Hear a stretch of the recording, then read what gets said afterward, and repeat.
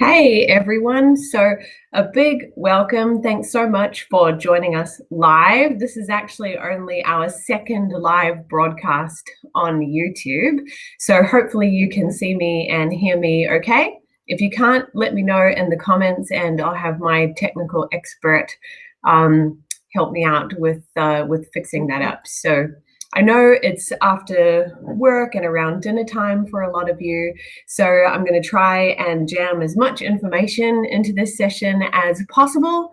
I'll be keeping an eye on comments and questions and things as they come in, but if I can't get to everything during this session, don't worry, I'll make my best effort to address all of your questions by email or in the comments.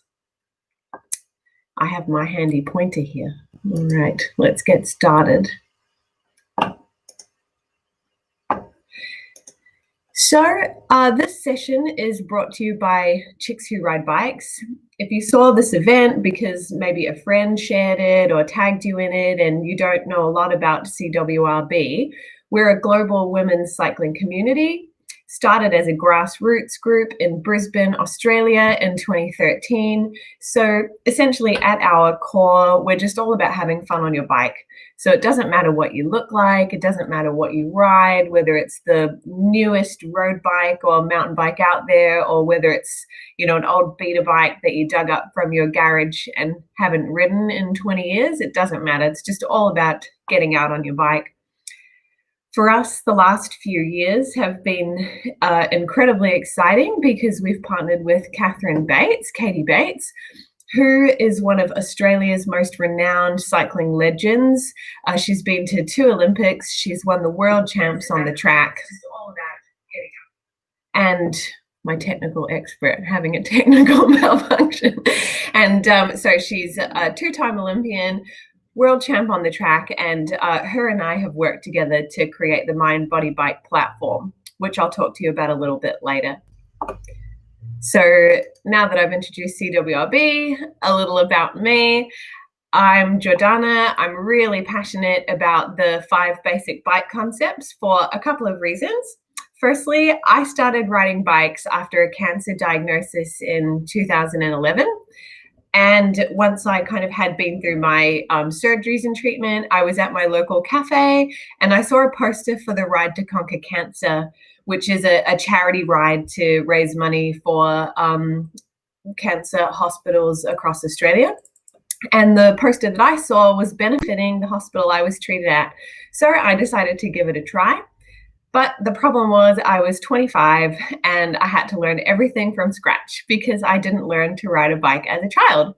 So you can imagine I had no idea like how gears worked or brakes worked, and everything was confusing and the lingo was like a nightmare.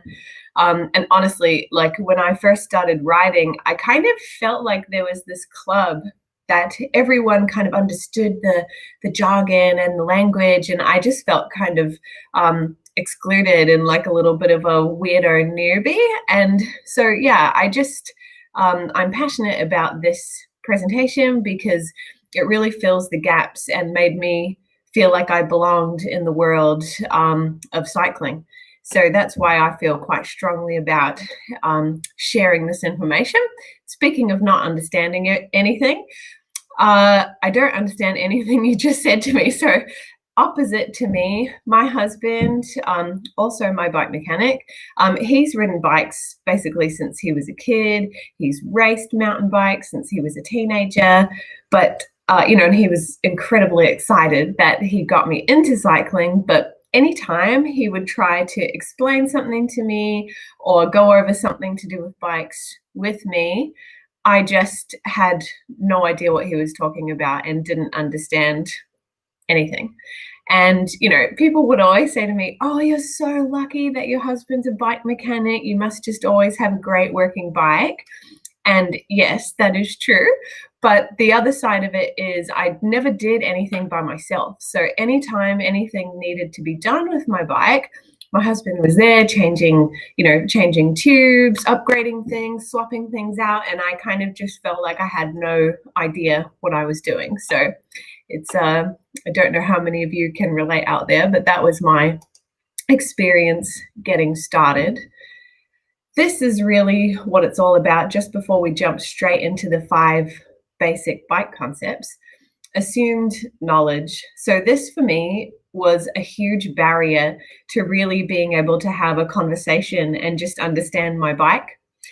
Assumed knowledge is responsible for those scenarios, if you've ever felt it, where you just immediately feel lost in a conversation. You don't even get, a few minutes in and then start getting lost. It's like people start talking and you just go, I have no idea what you're talking about.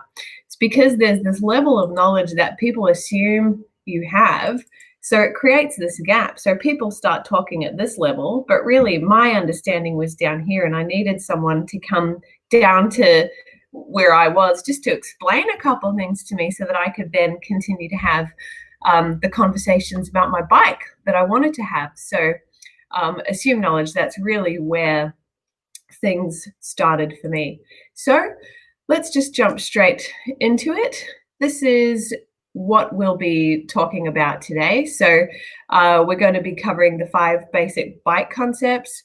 You can't get this information anywhere else because it literally came out of my brain when trying to explain to newbies who've started with CWRB about things that have helped me. So you really can't find this information anywhere else. So the titles here might not make a lot of sense yet, but just stick with me and I'll explain. Let's get started. All right, so concept number 1 is ignore the numbers. If you're new to bike riding, or you just don't have a lot of kind of technical hobbies or technical type work in your life, this is a biggie. It certainly was for me. I found that any article I tried to read, basically anytime I tried to educate myself about my bike, I just got lost in a sea of, combination of numbers and letters that just made no sense to me. So, you try and read something and it might be like Shimano 105 XTR brakes or Di2 synchro shifting. And by the time you've got halfway through the article or the video, you just feel like you don't belong because there's just this, wall of not understanding. So if you're thinking, okay, cool, that makes sense, but how do we put it into practice? We go back to basics. So I'll do a little exercise with you here. You can continue with this kind of in your own time at home. I find it a lot of fun. I still do this now. So we're going to ignore the numbers, go back to basics, and we just have to ask ourselves 2 simple questions. What does it do? And what properties does it have? So this applies to every component on our bikes, and I'll kind of explain what that means. It's pretty simple, a couple of questions that we can run through. Every bike component has a purpose. So think about it this way, from the handlebar tape to the spokes that are on your wheel, every bike component has a very specific purpose. Besides for kind of decals and decorative stickers, which I love, every component has, serves a specific purpose. So really, if the makes and models and numbers and crazy stuff is getting in the way of you understanding what it is that your bike components do, then let's just ditch that part for now and just kind of explore a little bit about what they actually do. And I'll run through a good example for you. Hopefully you can see this picture all right. This is chainring. So let's just go through that little exercise. So what does it do? What is its purpose? Even if I was brand new to cycling and I was looking at a bike for the first time, I know it's not as easy to see in a picture as it would be if you were looking at your own bike. But you can see that it houses the front gears of my bike. I can see here it attaches to the chain. I would use the front gears to shift here, and it also attaches to my pedals. So your bike might have 3 chain rings on the front. It might have 2, or it might only have 1. That doesn't change what its purpose is. And so all these numbers and letters and everything, if they're getting in the way of just going, Okay, that's easy. I can understand that. The chainring has the front gears or gear. If you just have one up the front, it attaches to my crank arms and pedals, and it needs to interface with the chain. Okay, I can understand that. That's no problem. So the second question we would ask ourselves is, what properties does the chainring need to have in order to do its job? All right, so let's just have a look. It needs to be strong because you need to be able to withstand the force of the crank arms and the pedals going around. If it was flimsy, it would just be not very good at its job. And then it needs to be the right shape because it needs to interface with the chain here. So if it's the wrong shape or it's worn down and the teeth on the chainring aren't gripping the chain, it's not going to do its job very well. So it's just a couple of things that you can deduce just by looking at the bike part and just kind of thinking about it a little bit, as opposed to letting the numbers and makes and models really distract you from learning more about your bike. So next time you're by your bike, just choose a bike part at random, whether it's the frame, handlebars, pedals, the cassette, whatever, and just using your own words. So don't trick yourself into feeling like you need to use fancy language, just using your own words and observations. Look past the numbers, letters, and everything, and just talk yourself through or think yourself through if you don't like talking out loud to yourself like I do. Just look past those numbers and see what's important. So once you've spent a few minutes on those first two questions, so, what does it do and what does it need to do its job, there is a third sneaky extra credit question, say that 3 times fast, sneaky extra credit question, is what would make it function better? And I'll explain why this will become important later on. Time out. We have 3 cats. I'm not sure who's watching at home that has pets or animals, but I was afraid of not shutting them in the bedroom because they like to jump up on the desk and present their behinds to the camera, and I didn't want that to happen to you live. So we've closed them in the bedroom, but one of them's trying to bust out while my husband's dealing with that. This is actually a really important question to ask. It links to the other concepts. What would make it function better? So let's talk about the chainring, just because we've already been talking about that. If there were 2 chain rings and one was stiffer, so, it could withstand more pressure through the pedals, that might let it do its job better. If it were stronger or if it were hollowed out to make it lighter. So you don't need to know the answers to all of these questions. What you need to do is just free your mind from the numbers, so ignore the numbers, and just let yourself wonder about all these things, and that will really set you up in great stead to really understand your bike better, trust me. All right, so concept number 1, ignore the numbers. Concept number 2, this kind of links directly to what we were just talking about, is materials matter. So once we've demystified the whole makes and models thing, we can talk about, what components are made from and why that matters. So when I first started riding, a big question that I had was, what really is the difference between an $8,000 road bike and a $500 bike? Like, seriously, how on earth can some things be so much more expensive than seemingly the exact same thing that I could buy at Target or Big W, which I think is the Aussie equivalent of your department stores there. So, and what exactly is an entry-level bike? I would read this, and separately I could write a whole blog, and maybe I will, on how much I hate the phrase entry-level, but that's another story. So I use shoes as an example to illustrate this. In shoes and in bikes, generally, the reason something is more expensive is because it's made of materials that are lighter, stiffer, and or more durable. So I use shoes as an example A because I love shoes.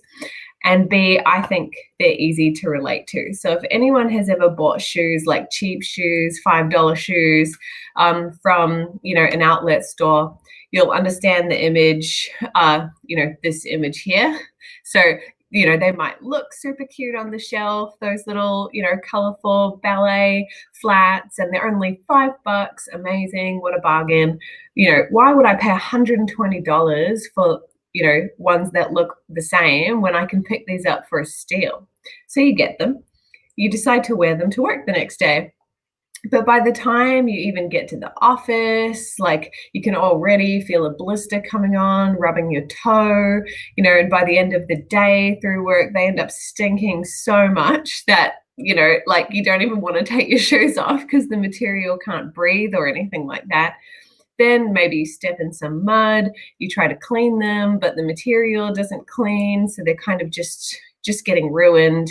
They get distorted from the wet, the heat, the rain, not waterproof, they don't last as long. All right, you get the point. I could go on. You end up throwing them away and putting your trusty sneakers back on. So this concept takes that same idea, but applies it to bikes and bike parts, and you'll see what I mean. So when it comes to bikes, you mostly, and I'll explain the exception, get what you pay for. So the example I gave with shoes, generally the reason something is more expensive is because someone somewhere has figured out how to make that component better quality, usually through one of three things. That was 2 fingers.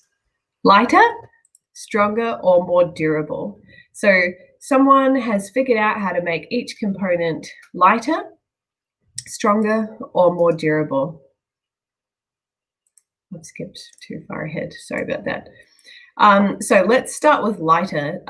If you've been riding a road bike for any length of time, you'll know this is kind of the evergreen pursuit of the bike industry. Most bike tech companies are absolutely obsessed with reporting the weight in grams of every single bike part. So, it seems like an attractive thing to have, this is, 5 grams lighter.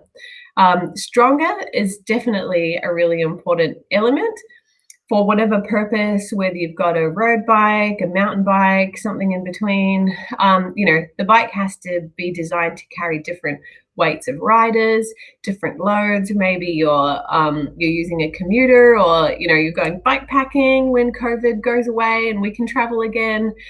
So bikes definitely need to be strong and durable. So you don't want to spend money on something that just doesn't last. So really, where these developments come in and new components are released and you read these articles about, it's the newest, fanciest, whatever, generally they're spruiking it to be either lighter, stronger, or more durable. So that's really the basis of all bike tech developments. You don't need to get confused about the numbers and letters, ignore them. Just know that mostly they're purporting to be lighter, stronger, and more durable. But there is an exception. So this is where I said mostly before. You mostly get what you pay for. Similarly to clothing, shoes, handbags, whatever, there are brands that are just more expensive than others just because they are.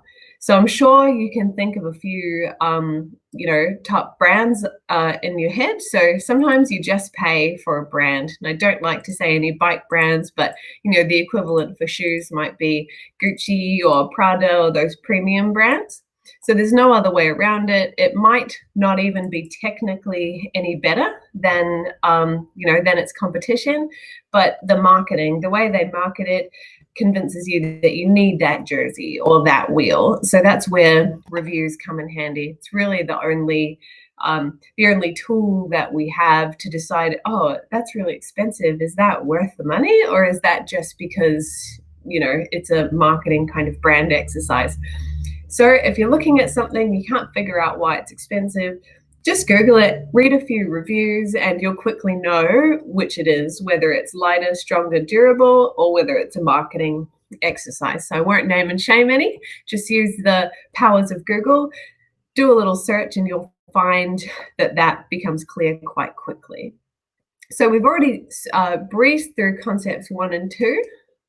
Now we're going to go into concept number 3, So ignore the numbers, materials matter. Now we're going to look at the reverse Beyonce. So if you like it, should you put a ring on it as it is? So I named this concept this because I think I had the song in my head and it seemed to make sense to me. Hopefully it does to you as well. So if you like it, then you should have put a ring on it. Of course, we all love Queen Bee. It's a bit silly, but for me, it represents kind of accepting something as it is, which is a great thing to do with humans. We should all accept each other. Nobody's perfect, that kind of thing. So it's a great thing to do with your partner and with other humans.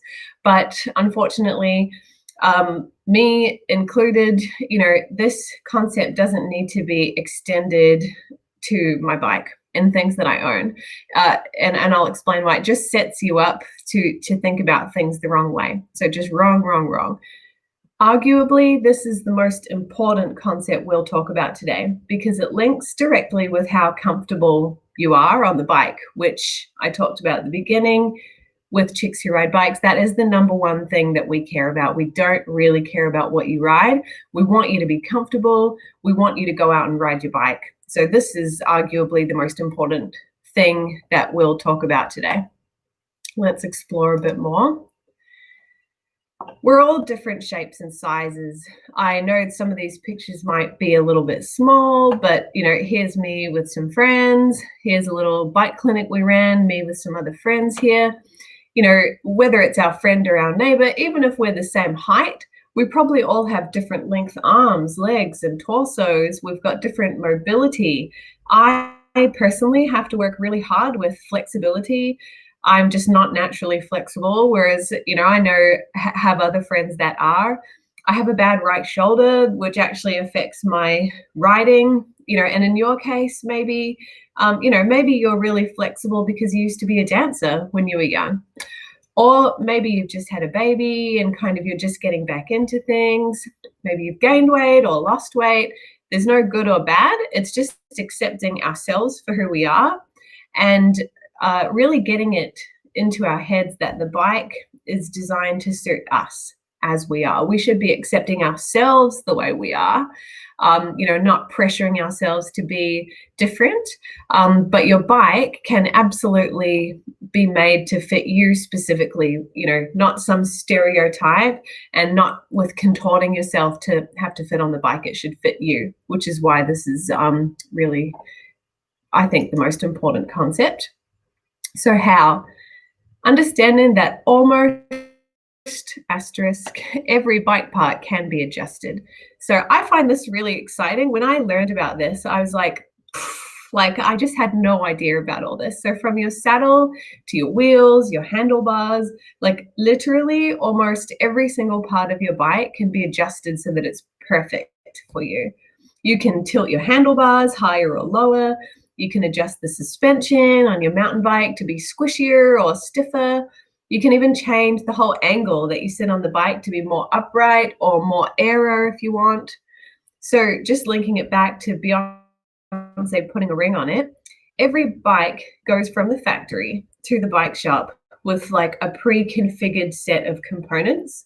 But that doesn't necessarily mean that they're right for you. So they're pre-configured. A lot of standard bikes are the same.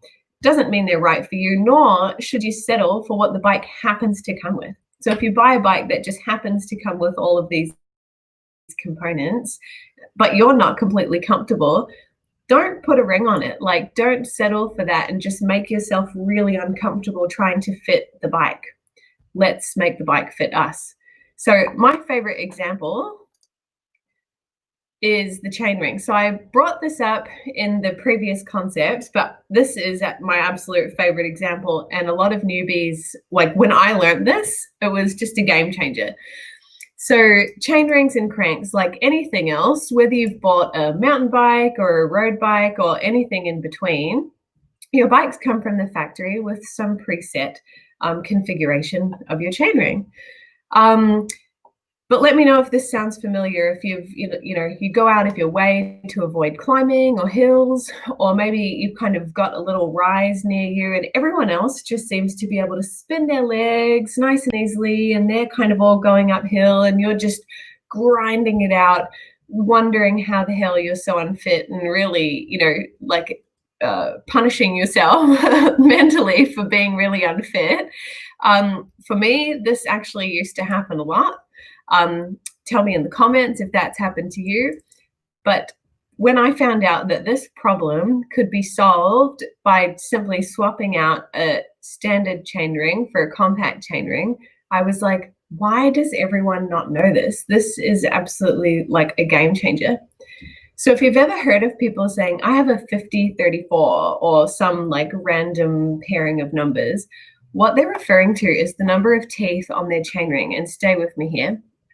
In this example that you'll see here, we have a standard crankset and a compact crankset. So maybe at first glance, they don't look too different. They've both got like teethy things and like crank arms that attach to your pedals just here. They might not look too different, but take a look at the size of the smaller of the two cogs. So I'm just using my highlighter pointer here. This is the compact. Take a look at that. And now take a look at this one, the smaller of the two. Now, remember that the size of the smaller cog and the chainring at the front is what gives you your easier hill gears. Oh my God, right? So you can see that the smallest gear in the compact chainring is so much smaller than this one in the standard crankset. So we don't need to get too technical. I just love this example because it really helped me. But essentially, yeah, what you're getting here is more spinny. So you're able to really turn the pedals over as easily or even more easily than other people. And that's just such a simple thing once you know about it to tell your bike shop, and you can have that done kind of the same day, and it will really revolutionize the way that you ride. And there are loads of examples like that, which is why I find this really important. So the moral of this story is, don't assume that it's you or that you're just not strong or not fit, because I used to really feel that way, like everyone else can do this and I just must be hopeless. So I used to blame myself, but don't do that. You're perfect. You're amazing. Every little bit of your bike can be customized so that it works for you. So that's why I think this is super important. Now, I said almost in the last slide, and this is why. Every part can be customized on your bike except the frame. So essentially, if the frame of your bike is fundamentally the wrong size, all of the adjustments in the world, and you can do little tweaks and things, it won't make it right for you. The frame is either cast from a single piece of carbon fiber or it's welded together if it's alloy. So making sure the frame is the right size is really important, because it really is the one thing you can't change. So that's my little tip for you. Everything can be changed except the frame. Now we're breezing through these. Concept number 4, N+1 and cake. So hopefully this phrase means as much over in the US as it does in Australia. So you might be thinking, what on earth does this mean? Let's start with cake. I love cake. Let's figure out what this means. All right. When it comes to bikes and bike components, can you have your cake and eat it too? That is to say, can you have just one bike that you can modify for different activities and just have one bike to rule them all? Well, mostly no. Why? Because every choice you make about your bike has a trade-off, and that's what we're going to be talking about in this concept. So this one isn't as confusing as it sounds. Essentially, for each type of bike and each modification you make, there's a trade-off. By choosing an upright bike, so maybe you've got a Dutch kind of bike with a basket at the front like me. If you're choosing an upright bike, you're choosing not to be aero. If you're choosing a bike that's great at descending, like my friend Mary here, you're probably compromising on climbing, because for a bike to be great at descending, it's got different angles and components that make it great for descending. It absorbs all the bumps. It kind of is leaned back so that you don't feel like you're over the handlebars. but these same designs, these same components would make it really uncomfortable to climb on that bike because you'd be hanging off the back of it really with your weight quite far back and not able to spin the pedals. So essentially, this concept is all about choosing a bike that's right for what you're doing, and too many compromises and adjustments on one machine to try and have your cake and eat it too will just leave you with an inefficient machine, really. So that's cake. Can you have your cake and eat it too? Mostly no. What is N+1? So this funny phrase really is actually, if you've never heard it, it's to describe the correct number of bikes. So where N+1 is the correct number of bikes and N is the number of bikes currently owned. So it's a little bit of a jokey joke, haha, phrase in the bike community. But essentially what it means is that if you're looking to do a type of riding that's really far removed from what you're currently doing, you can't modify the bike enough, or you really just wouldn't want to achieve the other purpose. And I've given some kind of examples here. This is a cyclocross bike. This is my friend Janine doing trials riding, and this is a track bike. So when you buy a bike, obviously you aren't stuck with what you bought. Every part can be swapped out to make you more comfortable, which 100% we all should be doing. But we don't want to kind of put so many modifications in to try and have our cake and eat it too, i.e. have one bike that just seems to fit all of these things. Because N+1, you really need different bikes that specialize in different things.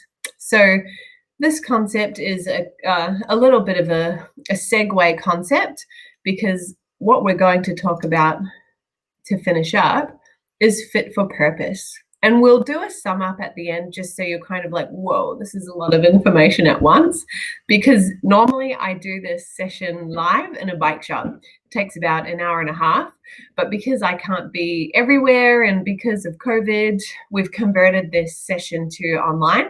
So hopefully it's kind of coming across the way I would want it to in the bike shop. But last, but definitely not least, fit for purpose. This is the one that flows on from N+1 and cake that we've just talked about. Bikes are designed to suit specific activities, conditions, and experiences. So I'll explain what I mean by that, but bikes are designed to suit specific activities, conditions, and experiences. I've taken the liberty of doing a graph of the people who registered for this session. So I've just put those up here. So we've got our roadies that make up the majority, quite a lot of mountain bikers here though. We've got gravel riders, yay, that's awesome. Even a few trials riders, that's great. Indoor cycling and downhillers. So that's awesome to have such a great, it actually proves my point perfectly. Isn't that convenient? So yeah, we've got a lot of riders from different disciplines here. And you'll know from having, participated in these types of riding that, you need a specific bike, particularly if it's a niche style of riding. So you downhillers, you've got a specific type of bike. Track riders definitely have a specific type of bike, and all of the components on those bikes are specifically designed for that activity. So try riding a downhill bike uphill, or try riding a road bike on gravel or sand. You'll kind of find that, oh no, this really is not performing the way that I want it to.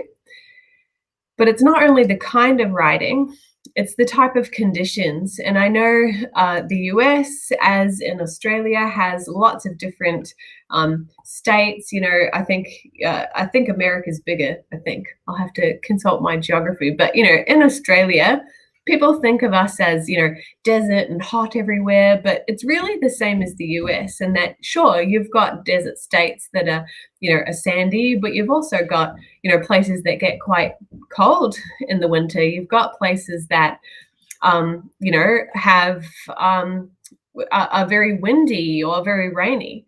So it's not only the type of riding that we do, but the components and just the general bikes that we can buy can also be designed for different conditions. So that might be ice, might be sand, it might be, whatever it is. So I've got some pictures here of those. So apart from the discipline, you can ride in different conditions. These all have different bikes and components designed to handle those conditions, basically. And experiences. So this one, I think, often gets forgotten about. These are all pictures of mountain biking. So even though you might say, oh, I'm a mountain biker, you kind of realize that, oh my goodness, even within mountain biking, there's a lot of different ways that you can mountain bike. Here's a few friends going on, a cross-country adventure. It's, very relaxed, it's cruisy, this was a multi-day event, so kind of staying the night somewhere, bringing your stuff with you, very awesome. This is a cross-country race. That's actually me, not going very fast because I'm at the back and that's why there's no one around me. So you can race, or you can have kind of more of an enduro or gravity bike or type of riding. So all of these are mountain biking, but when you think about the components and how you want your bike set up for each of these things, I mean, even compared to racing cross country and doing a multi-day event, they're so different. Like, that's a long time in the saddle. You want to prioritize comfort and the ability to spin really quickly, to be able to tackle all different types of terrain. If you're going to carry your stuff with you, you want to make sure it's sturdy and it's not going to fall off and be a nuisance. Whereas here, I'm really only going to be on the bike for an hour and a half. So I want to make sure I can go as fast as possible, get the race done as quickly as possible. So it really is quite different. So all of these things need to be kept in mind when you're looking at articles and you're getting confused by all this bike stuff. There really is the experience that you want to have, the conditions you're riding in, and the types of bikes that you're riding. So I know it's a lot of info to cram into one session, but let's just have a quick sum up. So a million years ago, when we started this presentation, we started with number one, which is ignore the numbers. So essentially, go back to basics. Don't let all these makes and models, if they're getting in the way of understanding what it is that your bike does, what it is that this component does. If you're cool, if you've got lots of technical hobbies and the numbers aren't getting in the way, then that's fine. But if they are getting in the way, don't obsess about it. Just ignore them and go back to basics. Concept number two, materials matter. So remember the stinky shoes, you get what you pay for. Asterisk generally, unless there's kind of a marketing hype to do with the product, but you can easily resolve that just by jumping on Google and taking some product reviews, which I hope will make a lot more sense to you once you don't obsess about the makes and models. So now try reading a product review, try making it something about your bike component as opposed to, apparel or something, and just see how much more sinks in when you're not putting pressure on yourself to understand all of the makes and models. I'd be curious to hear. Materials do matter, but we've also got the reverse Beyonce. So just think about this one as adjust and modify to your heart's content. Bikes come with a preset configuration of components from the factory to the bike shop.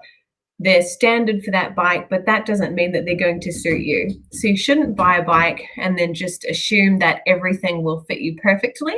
We're all different. We're all different sizes, shapes, mobility, ability, and we should be able to adjust and modify everything to suit us. So that's arguably the most important one from today. Don't settle for being uncomfortable.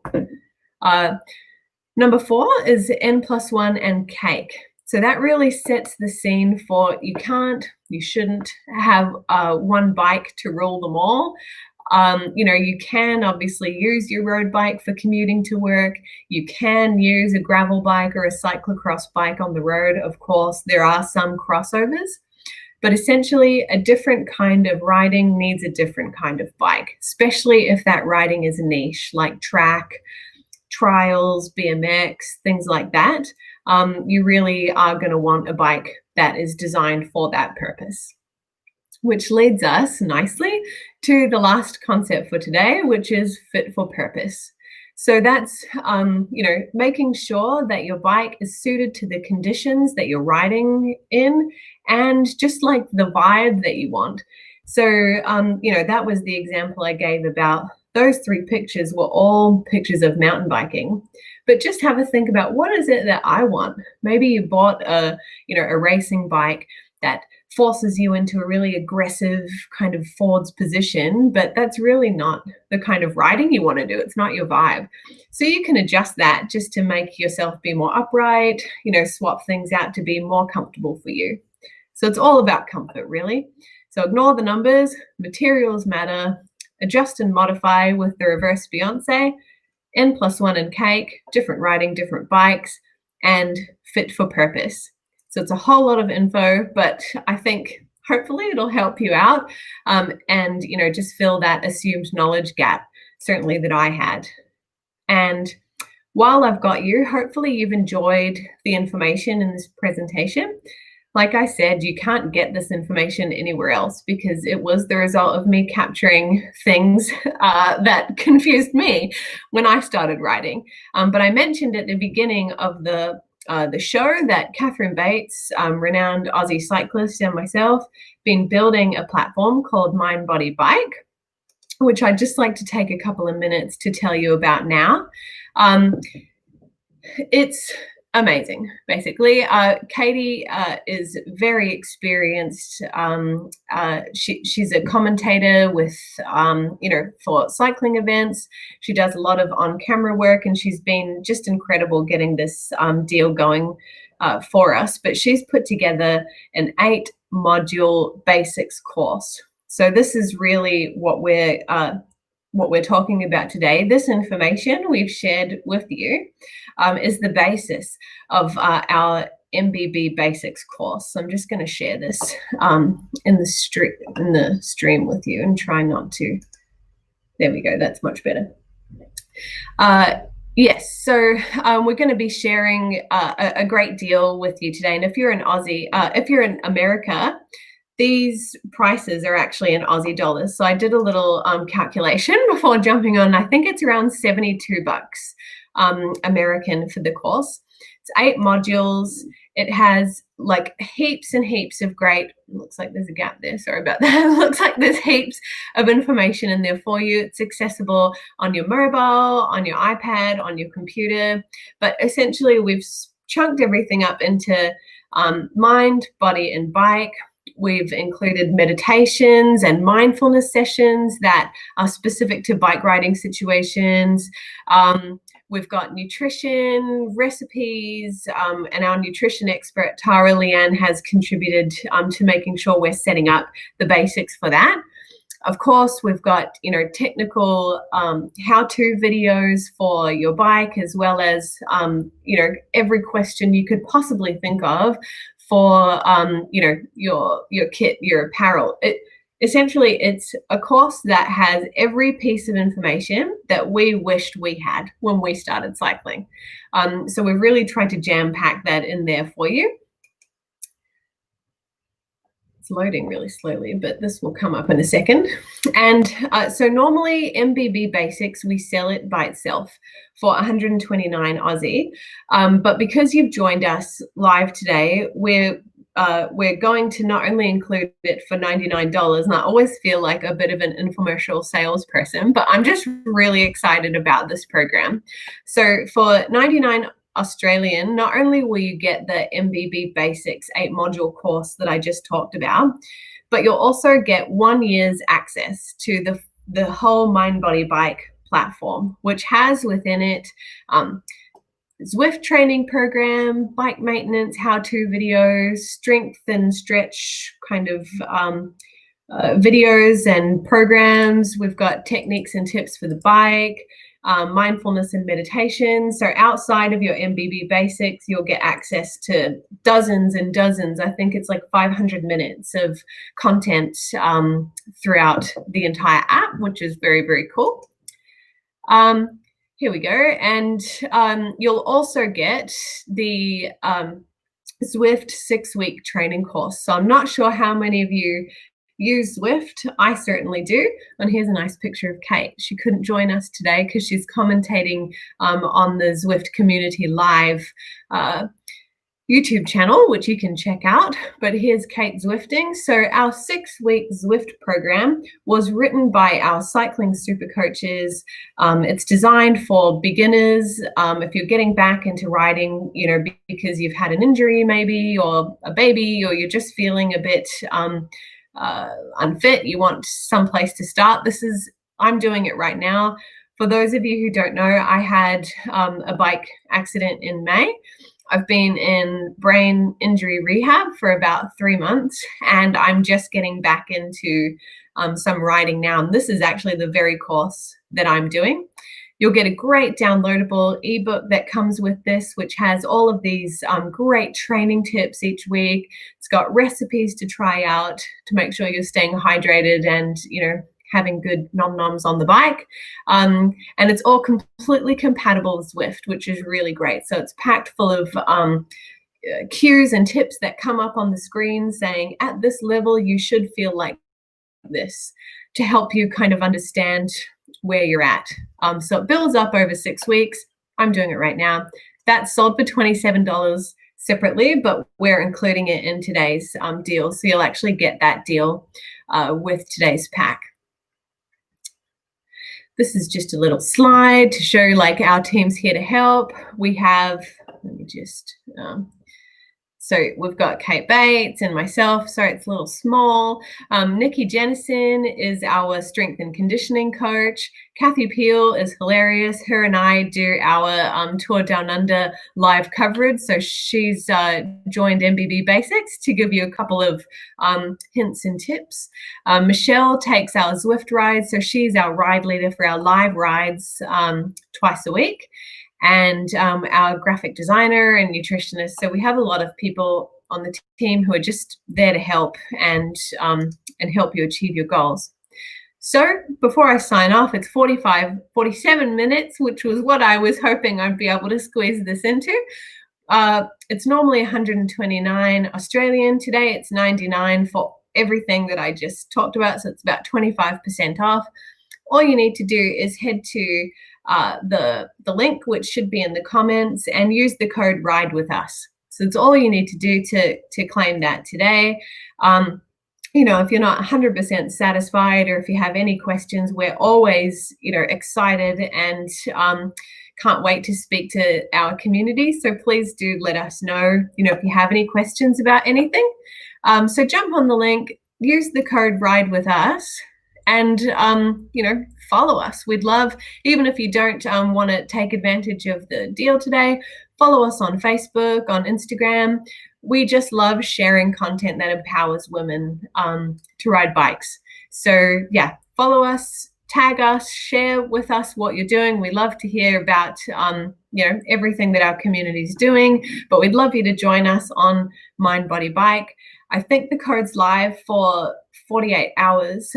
So jump on, I'll double check that, but jump on. It would be wonderful to have you in the community. I really hope you enjoyed all of the concepts and information today. Of course, if you weren't able to stick around for the whole video, this will be available via replay. So I'll be sending the link out to this video to everyone who's registered.